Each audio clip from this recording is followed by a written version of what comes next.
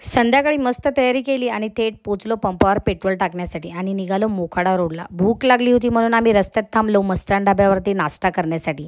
इथे आम्ही वडापाव मागवला गरमागरम, जो की खूप टेस्टी होता आणि साईजमध्ये पण खूप मोठा होता। तसं बघायला गेला ना, वडापाव कुठला पण असो मला खूप आवडतो, कारण वडापाव हा माझा खूपच फेवरेट आहे। लग्न सीझन चालू आहे म्हणून आता लग्नांना हल्ली फिरायची खूपच मजा येते। तर आज मी पोचली होती मोखाड्यामध्ये माझ्या आत्याच्या घरी विशालच्या हळदीला। पहिली भेट घेतली मी आत्यांची, नंतरला भेटायला आली नवऱ्याला स्टेजवरती। नवऱ्याच्या आईने माझ्या अंगावर साडीसुद्धा टाकली, मस्त फोटो काढले। नंतर थोडा वेळ आम्ही आमच्या दीदीसोबत घालवला, मस्तपैकी व्हिडिओ वगैरे काढले, फोटो काढले। नंतर आम्ही आलो जेवायला आणि आमच्या आत्याचा मुलगा मस्त आमची एकदम कडकमध्ये त्यांनी सोय करायला घेतली होती। मस्त आम्हाला थंडगार पाणी आणून दिलं। नंतरला खूप गर्दी पण झाली होती, आम्ही थोडा वेळ थांबलो, नाच वगैरे बघितलं।